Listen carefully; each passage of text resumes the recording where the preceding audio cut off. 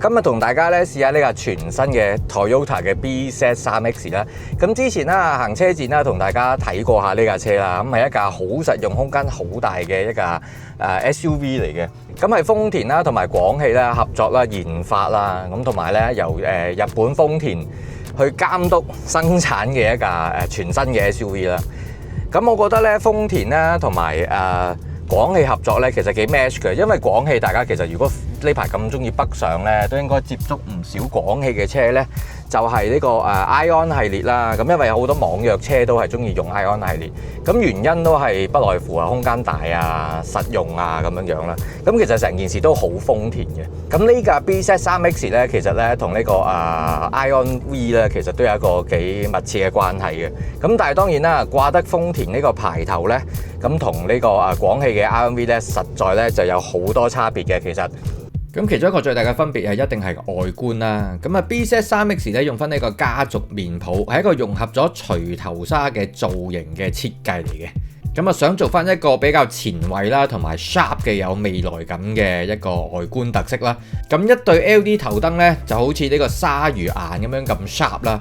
咁配埋呢個簡潔嘅線條咧，咁除咗強化咗空氣動力學嘅效率之外咧，亦都帶到電動車有嘅科技感同埋速度感出嚟嘅。咁兩者嘅差別主要就係安全啦。咁頭先提過啦，咁呢架豐田嘅 BZ3X 咧，其實咧係由呢個日本嗰邊咧主動去監督生產做 QC 咁樣啦嚇。咁其次喺車架方面咧，都運用咗大量嘅高強度鋼材啦。咁同埋咧，其實係呢個電池方面啦，佢而家用嘅電池咧，其實同呢個ION V 咧都係有唔同嘅供應商嘅。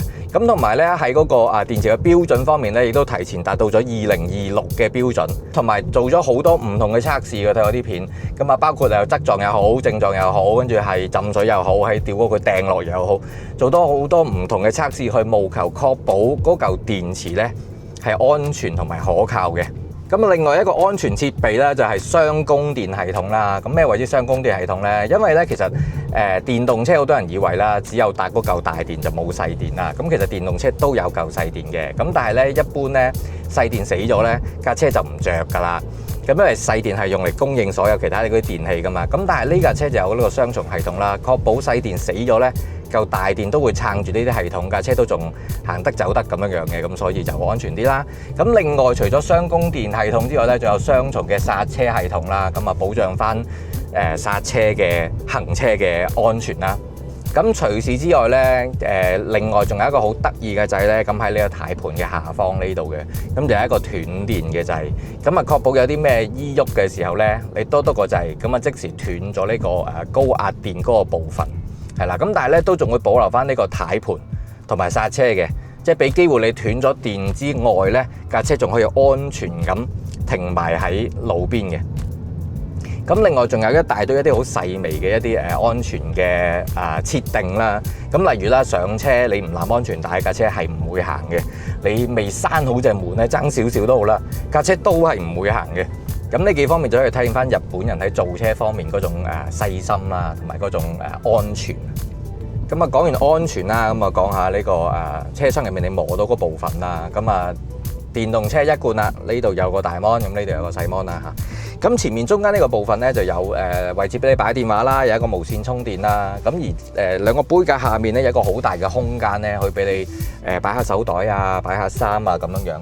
咁值得一提咧，呢個咁嘅扶手箱呢個位置咧，咁其實如果喺 ION 嘅話咧，會係一個雪櫃嚟嘅。咁但係而家豐田咧就再實用啲，因為其實我自己覺得雪櫃作用唔大嘅，尤其是喺澳門咁短程車，咁變咗一個好大好深嘅一個儲物箱，深到點咧係我可以差唔多成隻手插晒入去，所以係一個好深好深嘅儲物空間嚟嘅。咁當然啦，仲有呢個Yamaha 嘅音響啦，同埋呢個32種顏色嘅氣氛燈啦。咁睇完前排，睇埋後排啦。咁後排之前車展提過啦，係一個好寬裕嘅空間嚟嘅。咁前面而家咧就係我嘅坐姿咧。咁我坐喺後面咧，我自己都仲有2個幾拳頭淨嘅誇張。咁同埋咧有一個全屏嘅地台啦。咁其實咧我喺度咧翹腳坐咧，其實都係冇問題嘅。即係成個空間感係好好嘅。再加埋呢個全景嘅天幕啦，再加埋個椅背咧，其實就可以再躺斜啲嘅。係啦，再瞓斜啲嘅，咁所以成件事咧其實就好舒服嘅。咁同埋咧，因為佢呢個高低個空間都相當充裕啦，去到1.2米啦。咁我女8歲到而家都未有1.2米，咁所以咧其實咧個幾歲大嘅小朋友咧可以即係企直喺度嘅。咁如果你交入去玩嘅，咁啊換下衫啊，有時去完沙灘啊或者游水啊換下衫嗰啲都 OK 嘅。咁同埋咧順便示範埋咧呢架車其實係一個4驅嘅聲控系統喎。4驅就唔係4個轆一齊行嘅4驅，就係4個唔同嘅區。係啦，你邊個區講嗰句 command 咧，佢就係邊個區做嘢㗎啦。Hey Toyota, I'm here. please open my window. Okay, opening the rear right window. Hey Toyota, I'm listening. close the sunroof shade. Okay, sunshades is turned off. Hey Toyota, What can I do for you? 煮個餐蛋麵嚟食下。咁係時候講下架車好冇揸咯。咁揸落其實呢架車一揸只係豐田啊，好豐田。所有嘢好舒服啦，好靜啦。咁呢條避震咧係有少少 surprise 咗我嘅，因為咧佢雖然係一揸上手係舒服啦，同埋軟軟地咁啦，你感覺係架車好有 cushion 感啦嚇。咁但係你轉彎嘅時候，你個 body roll 又唔會話好勁嘅喎。你過坑過氹啊，或者你扭下堂睇 S 走下 S 咁樣樣咧，佢又好快拉得住架車咧，挺得住架車。咁所以我覺得係其實係幾好嘅，即係佢舒服得嚟咧，唔怕啷到你頭暈啊，或者係暈車浪啊咁樣樣。咁同埋咧嗰堂軚咧，我覺得嗰個重量咧幾適中啊。因為我揸過好多電動車，唔知點解咧，你喺 comfort mode、你 sport mode 咩 mode 都好咧，嗰堂軚都係輕得不得了，即係太輕。我成日覺得太輕，我係有啲危險啊，我好容易扭過龍。咁呢個重量咧就剛剛好，咁同埋個油門咧都係好順滑啦，好汽油車啦。因為呢架車本身個馬力就係唔算好大，200匹左右，咁啊500零公里續航，70度電，咁係一個幾實用嘅一個數值嚟嘅。咁啊架車又唔會話太猛到你驚啦。咁同埋咧始終個電池細翻啲個馬力低啲咧，咁個續航又可以做翻長啲，同埋你揸落去會舒服啲。因為呢架車咧其實1.8噸嘅啫，即係以電動車嚟講咧，簡直算係輕量級啊！因為而家電動車閒閒地拿上手啲 SUV 咧都過2噸嘅。咁1800公斤咧，咁啊架車輕啲，咁啊自然就慳電啲，咁慳電啲自然就慳錢啲啦。咁雖然話叉電就平過入油啫，咁但係都係要俾錢噶嘛，係咪先？